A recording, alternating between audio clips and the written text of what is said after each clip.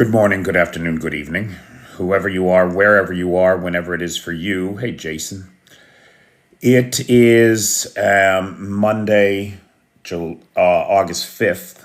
Well, technically for me, it's Tuesday, August 6th, which would make it day 896 of Vladimir Putin's war of aggression against the people of Ukraine. Hey, Cheyenne. Hey, Cool. Hey, Joe. What do you know?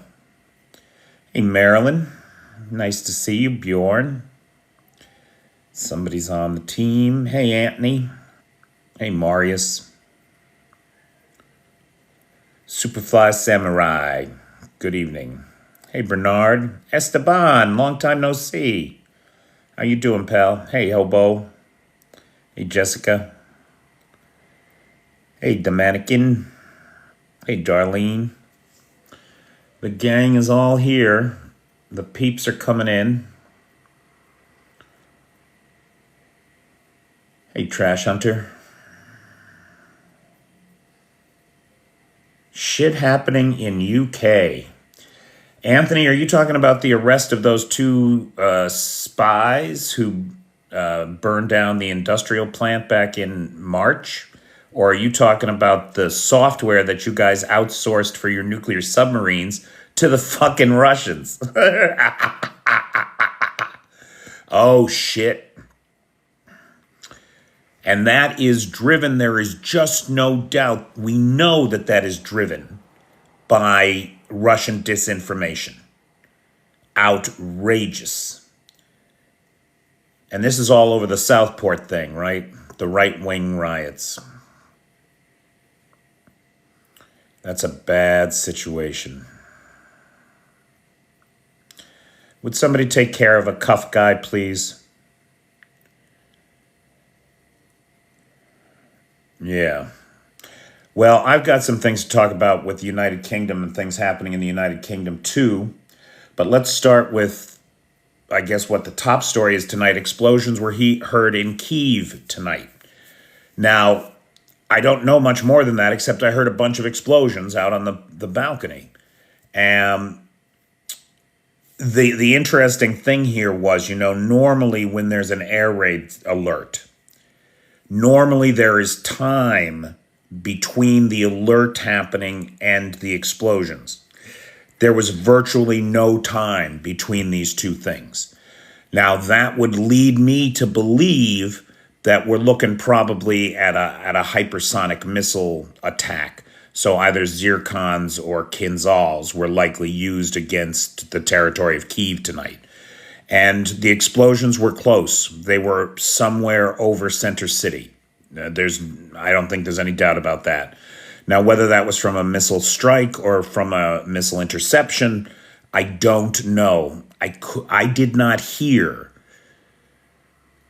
hear any of the anti-aircraft chain gun fire that we normally hear in a drone attack.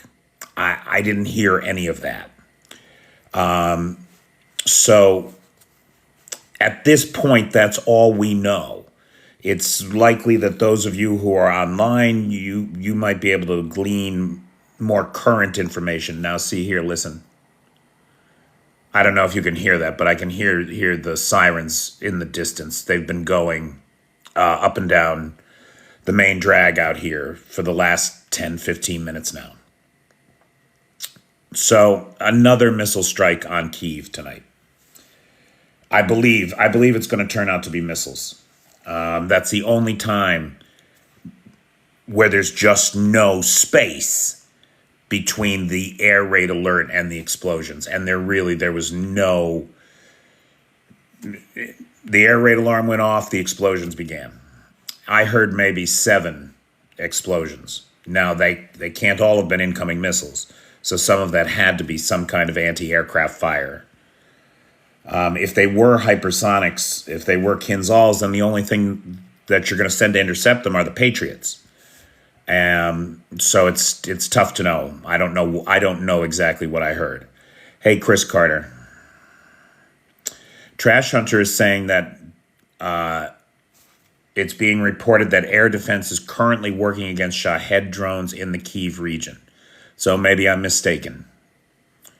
But we'll see. I'll let you know tomorrow. Hey, G2. Oh, this is the funniest story to me of all. I think this is a riot, and I hope you do too. So, you guys remember back when Ukraine first got the Storm Shadow missiles, that they hit the Sevastopol dry docks, where the Kilo class submarine Rostov-on-Don was undergoing repairs.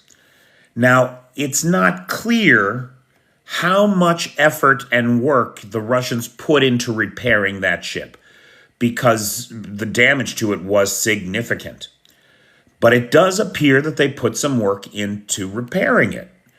Now, if they really made it seaworthy again, and it appears that they may have, sources say that that would cost tens of millions of dollars based on the damage that the ship had sustained, and take months and months of effort. Well, it seems as though the Russians may have put that effort in and spent that money, because the Rostov-on-Don has been in a repair bay, a repair dock in Sevastopol. Russian sunk costs.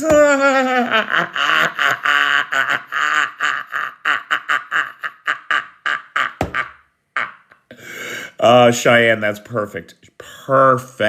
Perfecto. So they probably spent tens of millions of dollars repairing it, and as soon as it was seaworthy again, the Ukrainians sank it to the bottom of the sea. And that is the big story that's making the news. PT says that he saw a figure of 300 million. Now, you're talking about just to repair it? They spent 300 million trying to repair a submarine that was full of holes? PT, that's insanity. They didn't spend that money. They knew that it would never float again. So they did the bare minimum to make it float, and somebody stole $298 million from the Russian people. That I bet is more likely than that they actually put the money into it. Let's see. So on the subject of airplanes, first we'll talk about Russian aircraft, then we'll talk about the F-16s. So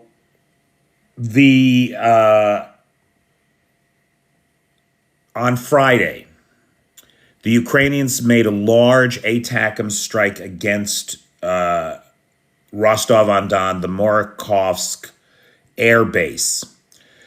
They claim that they have destroyed, and satellite imagery seems to back them up, an Su-34. It is likely that they also damaged 2 other Su-34s, though those planes may not be damaged beyond repair.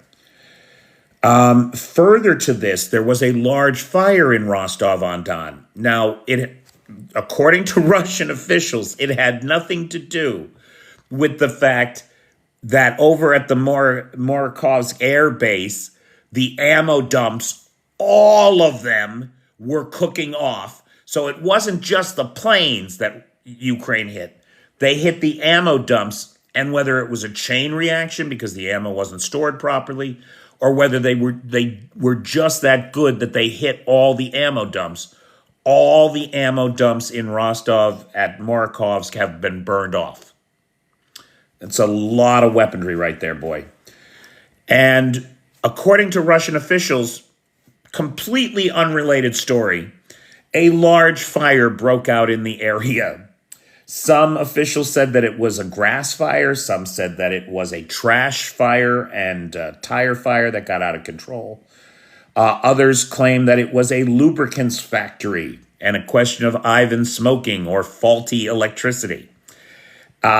It appears that what it really was a side effect of the attack on the air base, and it's unclear what additional damage was caused, but the smoke was a huge black column of smoke that could be seen from nearby cities and towns. So something went up big. Now, yesterday was Air Force Day in Ukraine. Like everybody, Ukraine has days that honor service branches, right? And yesterday was Air Force Day. Now, for Air Force Day, Zelensky held a press conference in front of two F-16s. So somewhere in the far west of Ukraine, right, as far from the front line as you likely can get, the Kerch Bridge has not been hit with F-16s as far as I know, yet. So somewhere in the far west of Ukraine, as far from the front line as you can get, in an undisclosed location that President Zelensky specifically requested all of the members of the press that were invited to not disclose and to not take pictures that would let it be geolocated.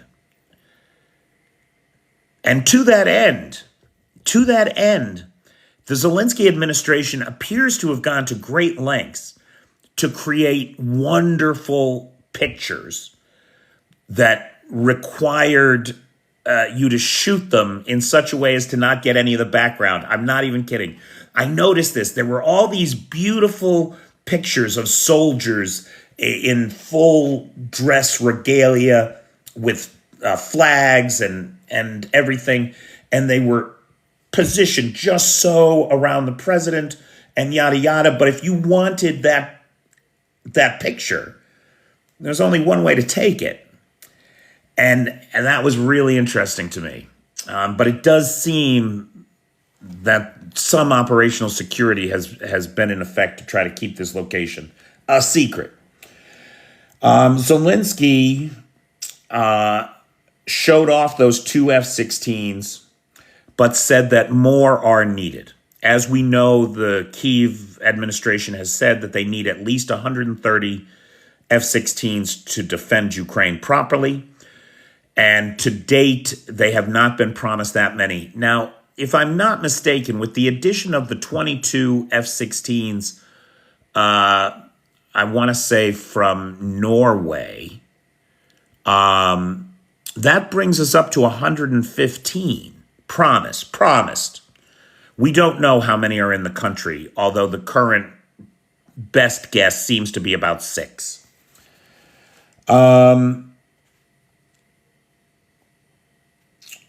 Zelensky did say something interesting, and I heard this claim yesterday as well.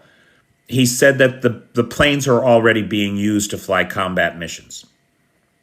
And maybe that's true, but we don't have any evidence of that. We did see, now I did not personally see them, I missed it, but apparently the F-16s did do flybys today of both Kyiv and Odessa. And so we saw them first in the skies over Lviv. Then today we saw them in the skies over Kyiv and Odessa. And I'm very sorry I did not happen to be outside at that moment and get a little video of that. I met Dutch Cossack down in Padil today for a cup of coffee. And boy, that would have been the best, to be hanging out with Dutch and have the F-16s fly over and grab a little video. Boy, that would have been something. All right, anyway, it didn't happen. Russia continues to advance in the Pokrovsk and Chasiv Yar regions. They claim to have taken another village. Kyiv has not said anything about this. There is also a Russian claim that they have crossed the canal in Chasiv Yar. So as those of us that watch the front line are aware, a couple weeks ago, the Russians had pushed through into the canal district of Chasiv Yar. And it's called the Canal District because it's on the other side of the canal from the main city. That canal serves as a natural barrier between the Russians and the Ukrainians. There are only 2 points of crossing, and the Russians have tried them both. They broke through the one, but then were repelled back across the canal. And there is currently ongoing fighting around the bridge where the Russians are trying to push through across the bridge. And it appears they are meeting with some success.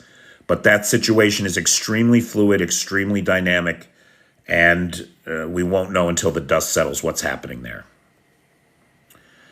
Bobby, that is the great hope, right? Is that the F-16s will hit the planes that are carrying the glide bombs. What's causing such a problem to 1,800 villages and towns up and down the front line? The glide bombs. The glide bombs are reducing them to rubble, right? Along with the Ukrainian forward positions. Taking those glide bombs out, and there's no easy way to target them. There's no air defense system that's built for these dumb glide bombs with no heat signature, no electronic warfare jamming capabilities, right? They're just dumb bombs with wings. What do? You got to take out the planes that are firing them. Exactly. For whoever it was that asked about the time difference between Kyiv and New York, it's 7 hours. So when we say we're live at 5 from Kyiv, we're talking about New York time. It is just past midnight here on August 4th, actually. Russian hybrid warfare continues. 2 more men were arrested in London in conjunction with the March attack on an industrial space in outside of London. These joined 5 other Russian nationals that were arrested they weren't all Russian nationals, but 5 other saboteurs that were implicated in this alleged arson. And so it appears that Russia's threats to attack non-military targets in Europe to cause havoc. Sorry, August 6th. You're right, Melly. To cause havoc in the EU and abroad, among the Western allies, they're committed to it. These guys were associated with Wagner. These guys were associated with the Wagner group. That is not the only bad news out of the UK. Britain's nuclear submarine program uses software that was outsourced to Belarusian and Russian developers. It's entirely possible that British nuclear submarine software was written by the FSB and has built into it a way to phone home and give away the position of the submarine. So this is a real problem that the British are going to have to figure out. Anthony, I'm sorry that I don't know anything. I don't have any updates on what's happening in your country with the riots. Obviously, we here at this channel decry all violence, and especially that violence that is driven by irrational hatred of our fellow man and driven by Russian propaganda. And that is really what's happening with the Southport riots, it appears. The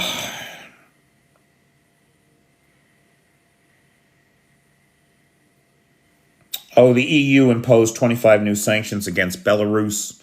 That's completely unrelated to the Belarusian software development story for the UK. Now, one of the things that we talk about here is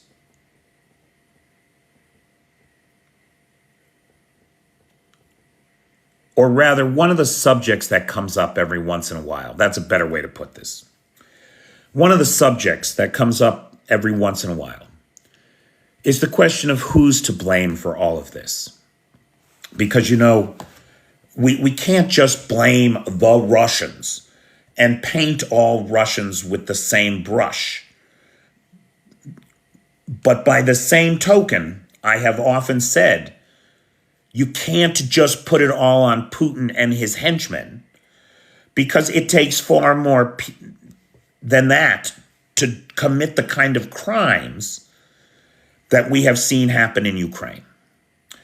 And so out of the recent prisoner exchange, we know that Russia and the West just had the largest exchange of let's call them what they were, prisoners and hostages. On the one hand, in Western jails, you had a bunch of murderers and criminals and liars and thieves and spies, right? Arsonists, murderers, thieves, spies. And then in the other, you had legitimate journalists on trumped up charges who were being held as hostages. You had human rights lawyers who were being held as hostages on trumped up charges, just so that Putin could get back his homicidal maniacs that will do his bidding anywhere in the world. They will do his will. It's a bad message to send. Let's be honest. Dealing with terrorists is a bad idea. Hostage diplomacy is a bad idea.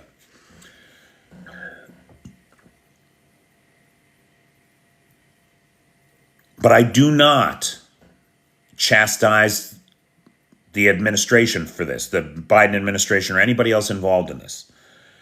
Getting Paul Whelan home, getting Evan Gershkowitz home, getting the Russian intelligentsia that is opposed to Putin out of Russia is a good move.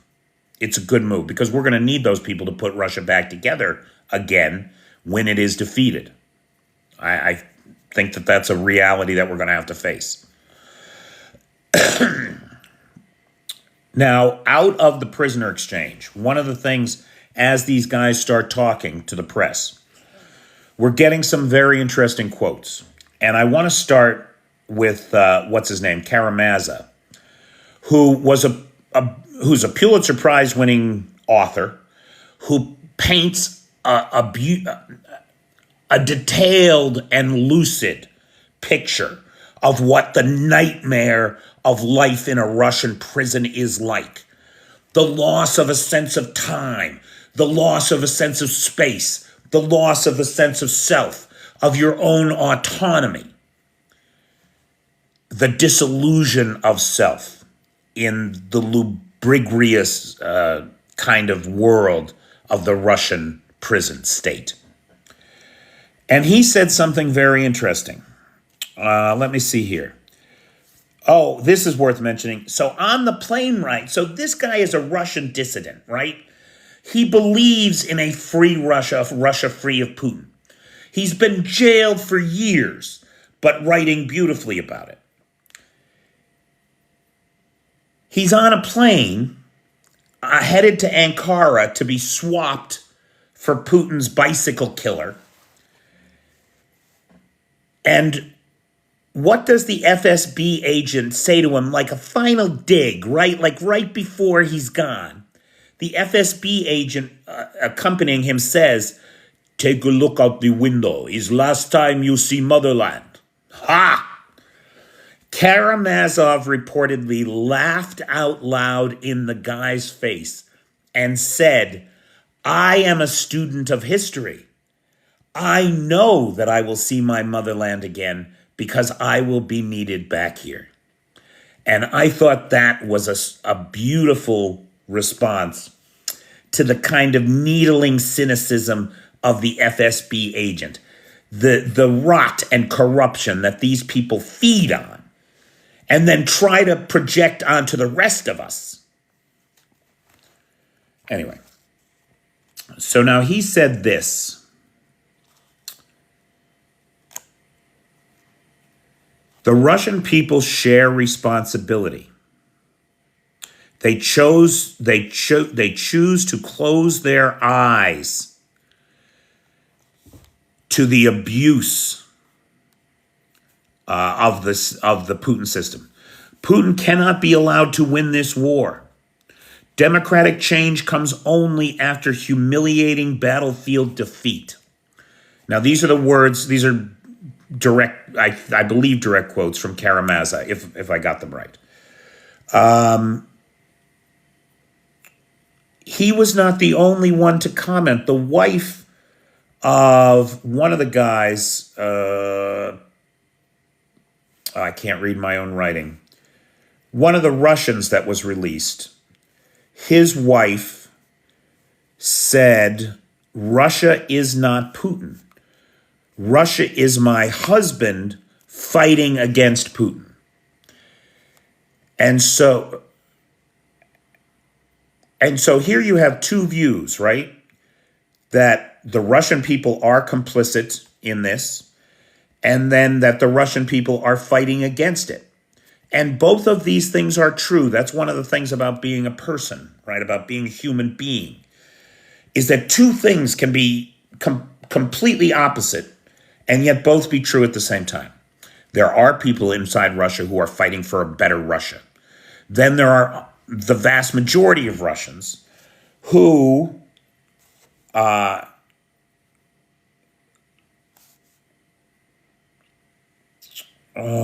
shoot.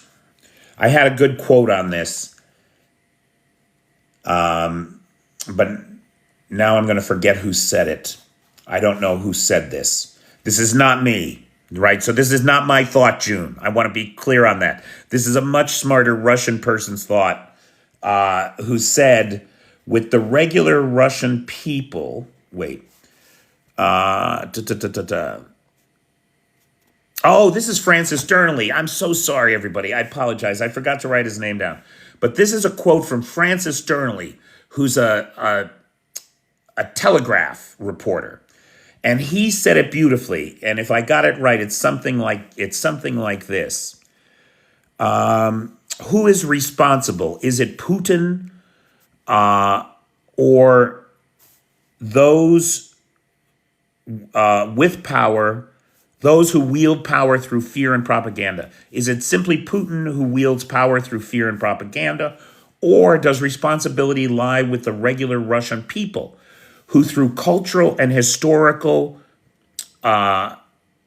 obligations, are guilty by omission? And I thought that was kind of a beautiful summation, a concise way to look at the question of who is responsible. But it got better. This conversation is happening everywhere. And the Minister of Foreign Affairs for Lithuania, Gabrielis, said, now get this, because this is probably the best take on this that I have heard. I hear talk of ordinary Russians' innocence, but then I see ordinary Russians murdering ordinary Ukrainians. I see ordinary Russian mothers saying goodbye to their ordinary Russian sons and wishing them good luck with ordinary Russian war crimes. I see ordinary Russians celebrate murder, ordinary Russian parents dressing their ordinary Russian children in military garb or painting the letter Z on a cardboard tank costume. I see ordinary Russians coming together to make a huge Z formation in the town square. Ordinary Russia is sick. Healing will be a long and grueling process that can not start until Putin is defeated. And I thought that was probably the best summary of what's happening over there, what it really looks like. We've got to remember in this country and in the West that the Russian people have not had our history. You've got 500 years of serfdom where you were a peasant slave that couldn't leave the property of your master except for 1 day a year. That's it. 1 day a year you were permitted to leave the master's property. Other than that, you were expected to be there working to make him money. You got 500 years of that, and then you have 80 years of the most evil experiment in crafting human beings that the world has ever known. The Soviet Union was an exercise, an experiment in doing evil to your fellow man and seeing how far you could take that evil. Russian society is sick, and the cure is the West. Make no mistake. That's the cure. Democratic values, the rule of law, respect for human life, for Christ's sake. Ukrainian missile strike in Luhansk. This is a familiar target.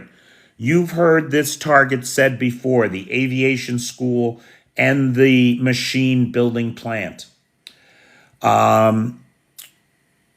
So these two targets are regularly hit by the Ukrainians. They are force concentrations of drone pilots at the aviation school.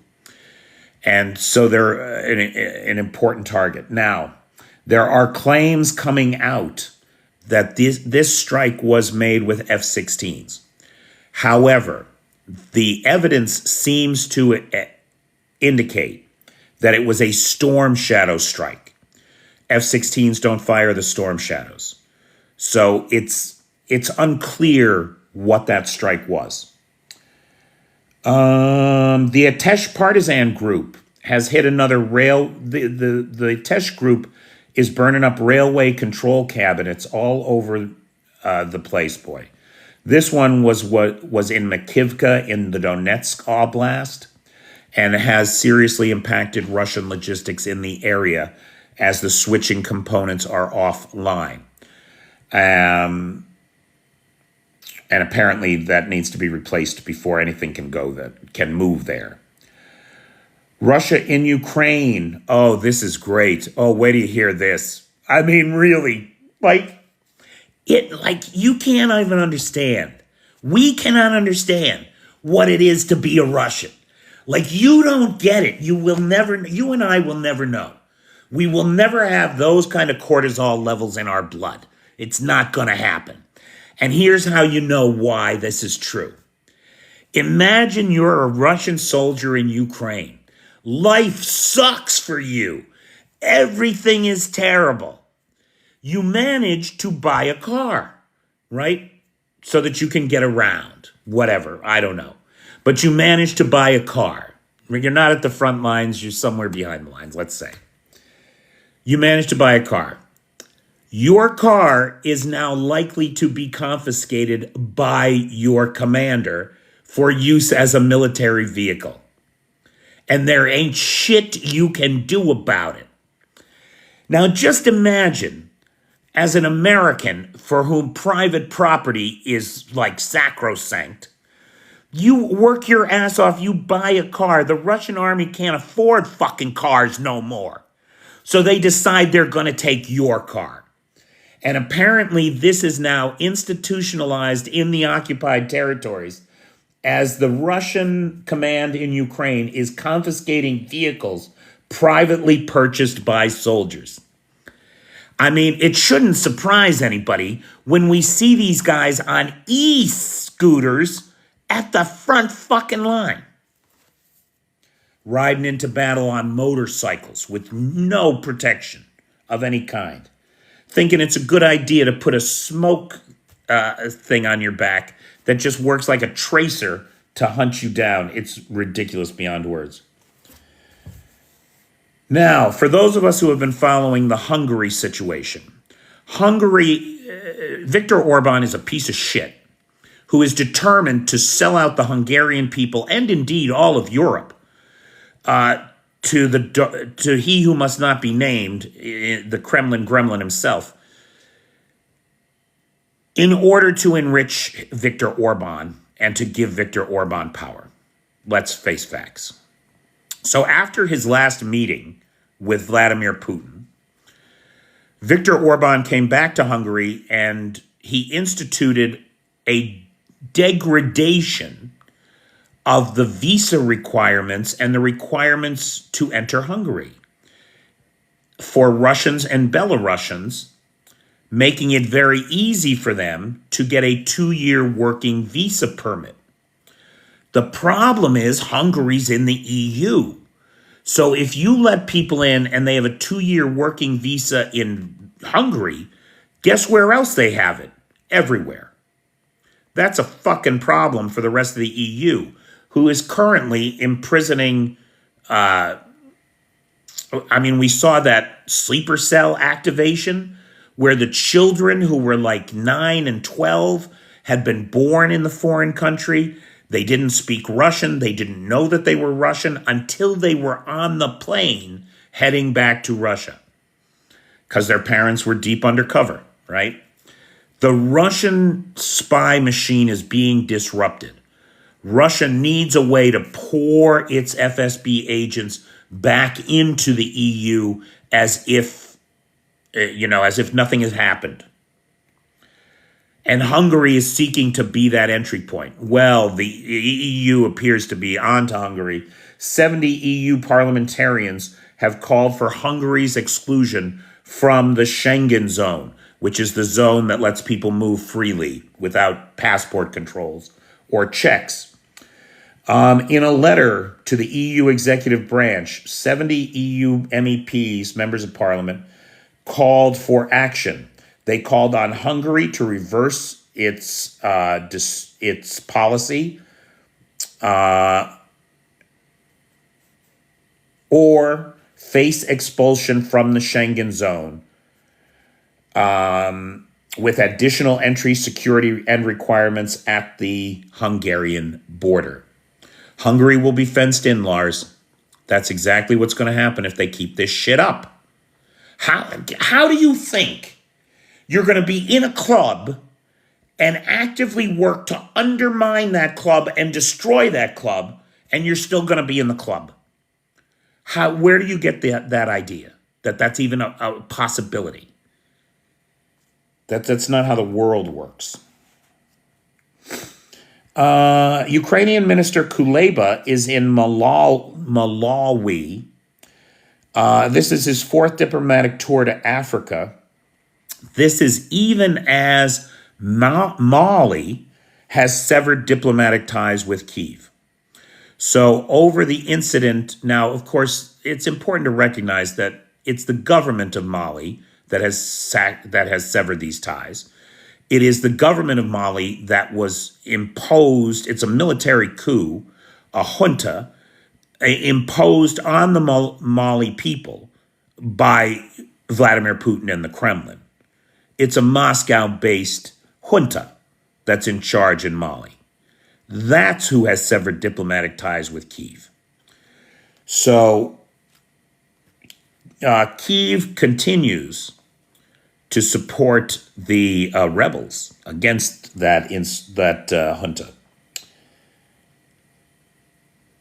Following the execution of top Hamas and Hezbollah leaders and the arrival of Shoigu in Tehran, Tehran has warned private airlines to avoid Iranian airspace for the next few days. So the threat there clearly is that the Iranians are planning some kind of a missile strike or retaliation against Israel and or Western allies that are in the area. The U.S. has a carrier strike group or two in the area, if I'm not mistaken. Why Shoigu is in Tehran at this time is unclear. The Kremlin gave a kind of generic deepening security ties and diplomatic relations kind of response to the Shoigu visit to Tehran. But the reality is it's coming at a time when Iran is about to escalate things with Israel. There's going to be another missile attack in all likelihood. It was thought that it would happen today, but I have not heard that it had happened before this live began. So whether Shoigu is there to help or hurt, we don't know. And whether it's help or hurt may well depend on your definition of those things. U.S. intelligence has claimed, now get this, just get this. I know numbers are boring, numbers are stupid, and I was never good at math, yeah, shut the fuck up. U.S. intelligence claims that the Russian pre-war army has been reduced by 87% loss of KIA and WIA on the battlefield in Ukraine. 87% of the army that Russia had at the beginning of the war is just gone. 66% of their tanks, of all their Soviet stockpiles, are gone. This is huge. It's huge. And it's not sustainable. I mean, it's a shame that Putin is so willing to burn through people and money for the sake of his own ego. But it's not going to work. And that's a fact. All right, so guys, those are my top line stories. We'll go to Q&A next. I want to thank, before we do that, Blue Ariels, who is the sponsor of tonight's live. If you see Lori around, thank her for us, Blue Ariels Silk, who does a lot of good work for Ukraine. I want to thank the moderator team, who are the best moderators on the Tickety Talk. Hey, Wanpa, Cheyenne, Vanetta, PT, John Williams, Jay, and Travis. Thank you guys for always being here. I want to thank Nightshade, who has the Peter's Peeps group over on the Book of Faces. I want to thank Vanetta, who has the Dismantle Project 2025 group over on the Book of Faces, and who has our Google Doc share.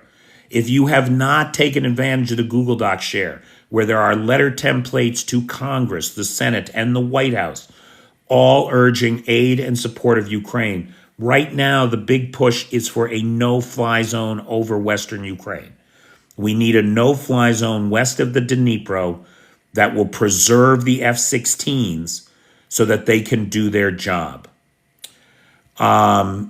I also want to thank Lars, who has the Discord server and the Alexievich archive. And I want to thank Dutch Cossack, who bought me a coffee today and brought me this wonderful, where is it? Wait, do I not have it right here? Oh, I thought I had it right here. Well, he brought me a power bank, which in the current situation is awesome beyond words, and a copy of the album that they put out too. Oh, hey, Dutch, you're here. Hey, bud, how you doing? John, hey, Pete is enjoying the new album. That's awesome, Pete. Thanks, pal. Has Russia amassed a huge number of supersonic missiles? As far as I know, Russia is struggling to produce enough missiles. That's why we see these attacks, right? Like if they had lots of missiles, they would just keep sending them at Ukraine, but they don't. They come in these little waves. They come in these little attacks. And then you get one day where there's a bunch of missiles. So, and then the other piece of this, the other thing that leads me to believe that they don't have the large stockpiles is because when we examine the casing of the missiles that get shot down, we see that every Iskander M that's come in the last 6 months has been made in the 6 months prior to it being detonated over Ukraine. Now, there was talk that the Russians had accumulated 800 Caliber, I think, if I'm not mistaken, it was Caliber cruise. It was a combination of Caliber cruise missiles and ship-to-ship missiles that had been modified for ground-to-ground, okay? So a bunch of missiles. They had 800 missiles in a warehouse somewhere in Crimea. However, we then had a report from the Ukrainians that they had hit that warehouse, and the video from the cook-off is extraordinary. So we have good reason to believe that the missile stockpile in Crimea, at least part of it, was hit, and they no longer have 800 missiles in Crimea.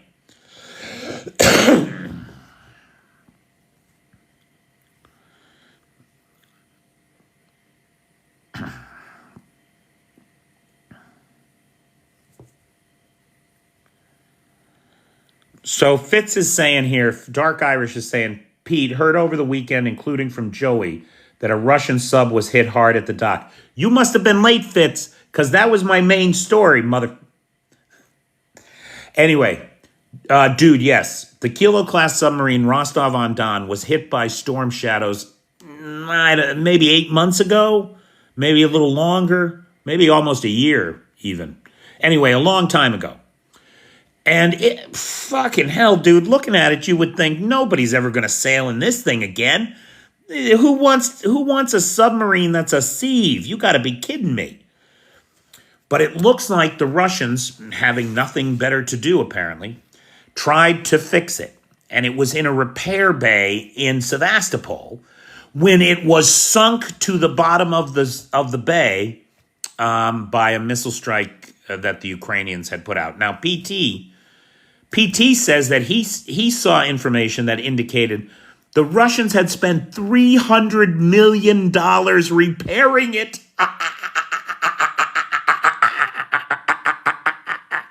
And that it was due for its last set of trial runs when the Ukrainians sunk it to the bottom of the sea.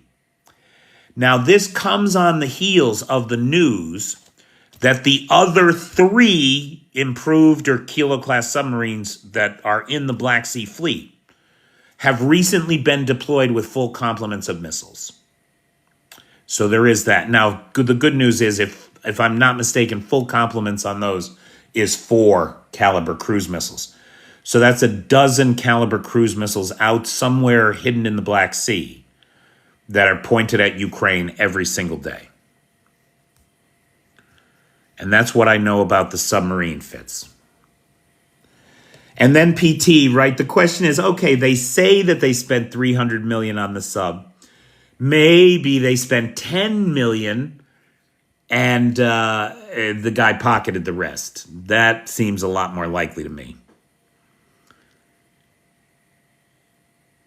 That seems very highly likely to me.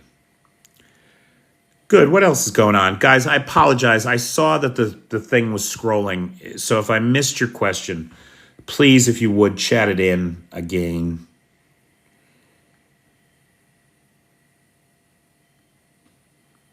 Common sense in crazy times sums it up beautifully right there.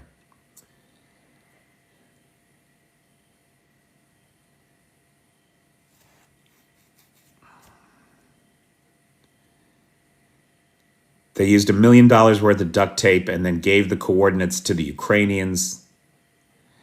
There are F-16s here now, Tom. We actually saw President Zelensky in a press conference showing them off at an undisclosed location somewhere in the west of Ukraine yesterday.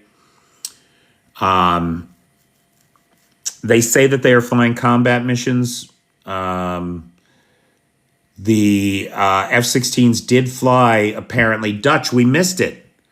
But apparently the F-16s did fly over Kyiv today. They did a kind of, victory lap or whatever over Kyiv and Odessa today. And how great would that have been? Oh, Dutch, you saw one win after I left you, after coffee? How can a Russian protest Putin regime without being killed? Well, Bobby, they can't kill everybody. I mean, I know that sounds... But it's like the Maidan. There were 1 million people on the Maidan, and I think 47 were shot by snipers from the roofs. You have a crowd of 1 million people. If you can get popular support, you can do anything. There aren't enough bullets to kill us all. Oh, you saw it yesterday. So I don't know. I thought that they flew today. It might have been yesterday. But they definitely, apparently some F-16s flew definitely over Kyiv and Odessa in the last 24 hours or so.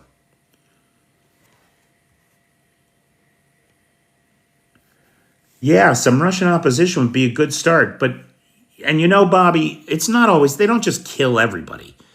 But they do neutralize you. And a bunch of those people were released in the prisoner exchange that the Biden administration brokered.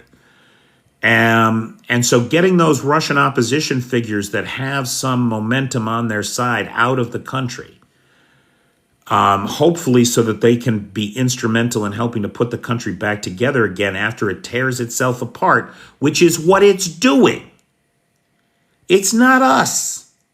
We have nothing to do with Russian paranoia and insanity. That's all them. Dave mentions the Heavenly 100. The Heavenly 100 are those who fell in the defense, in the protest marches of 2014. Not just in Kyiv. There were 47 in Kyiv at the Maidan. Then the other 61, because even though they call them the Heavenly 100, there's 108 of them. The other 61 come from various protest locations all over the country. Kharkiv, Mykolaiv, Dnipro, Odessa, Lviv, etc. Free Karelia, Free Buryatia, Free Novorossiysk, etc. Yeah, something like that, common sense. That's probably how it'll break out. Hey, Willow, nice to see you. Long time no see.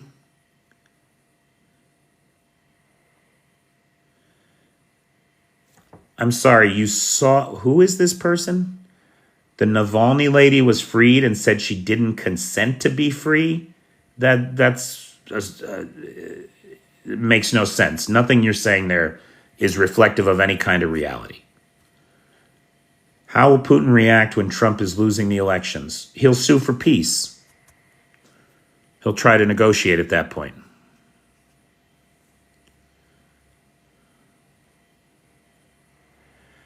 I forgot to mention congratulations to Kyiv on their first gold medals. No, it's that what you're saying is not true.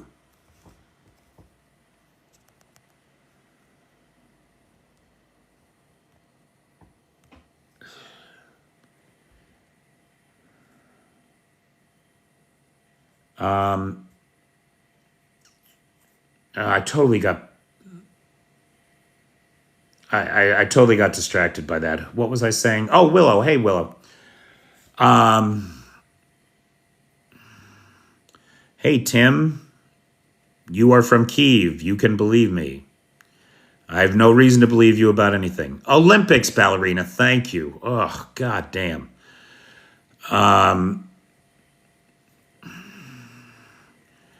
Anyway, Ukrainians now have, if I'm not mistaken, they have 2 gold, 3 silver, 3 bronze, something like that.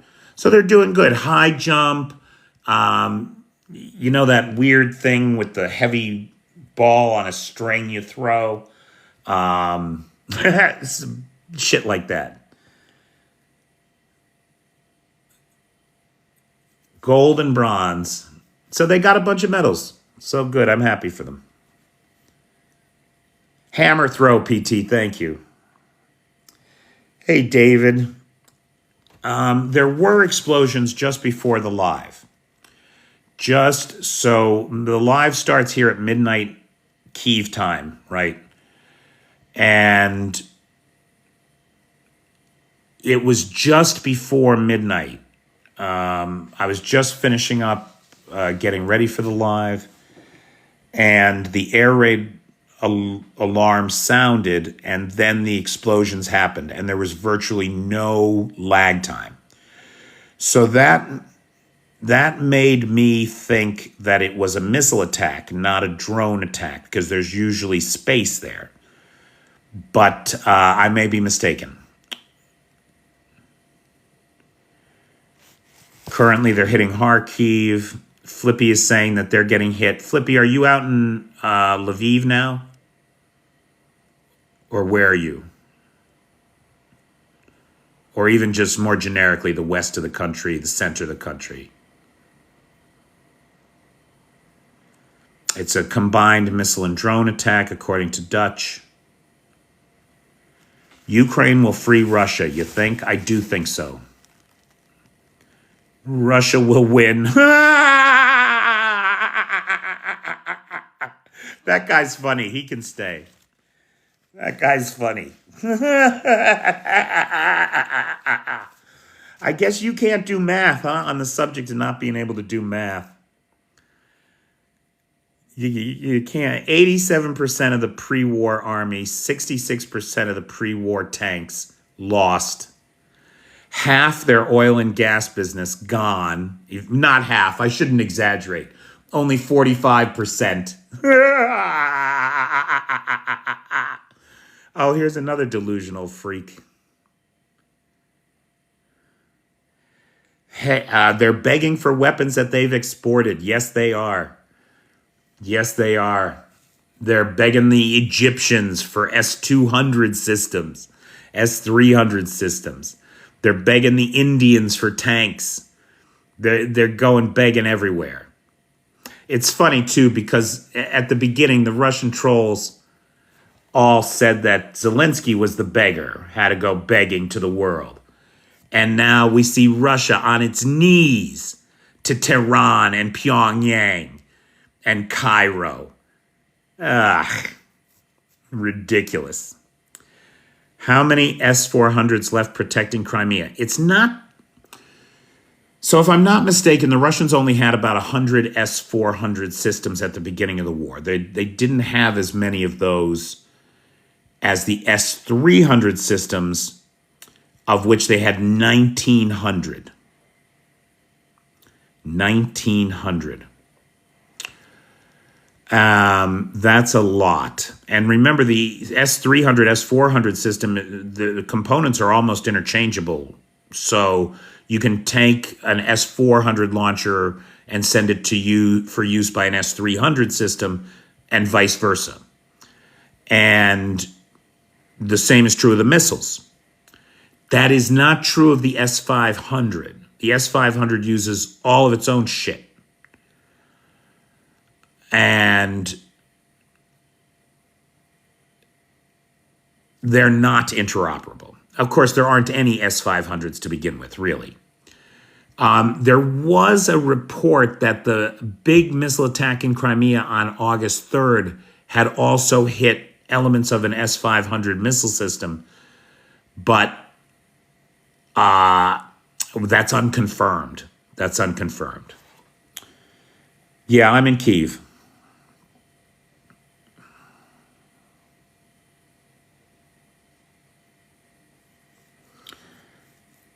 Hey, Steve with a V. I'm with you, Mike. Thank you, Ukraine, for exposing the Russian military. Common Sense in Crazy Times is saying that he also heard that an S-500 installation in Crimea was hit. Everybody say goodnight to Nightshade. He's taken off. He's got an early morning. Good night, Nightshade. If you haven't joined us yet on the Book of Faces, the group is Peter's Peeps. Please do. Oh, wow, that went really fast. It's 2 minutes to the top of the hour now. So I want to wrap it up with final thoughts. I want to thank the moderator team, best moderator team on the Tickety Talk, Cheyenne, Vanetta, PT, John Williams, Jay, and Travis. I want to thank Nightshade, who has the Peter's Peeps group over on the Book of Faces, Vanetta, who's got the Dismantle Project 2025 group over on the Book of Faces, as well as our Google Docs share, where you can get email message templates to Congress, the Senate, and the White House on issues pertaining to Ukraine, particularly right now, the no-fly zone request. We need a no-fly zone west of the Dnipro to keep those F-16s safe so that they can keep Ukraine safe. Finally, I want to thank Lars, who has the Discord server and the Alexievich archives.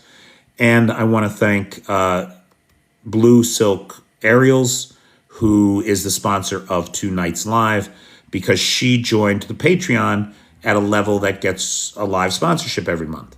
So I want to thank Blue Silk Aerials for all the work that she does on behalf of Ukraine. Good night, Joe. And I want to thank also Dutch Cossack, who's here, who stopped by today and brought me a power bank from the Netherlands, which in times of blackout is going to be really valuable to me.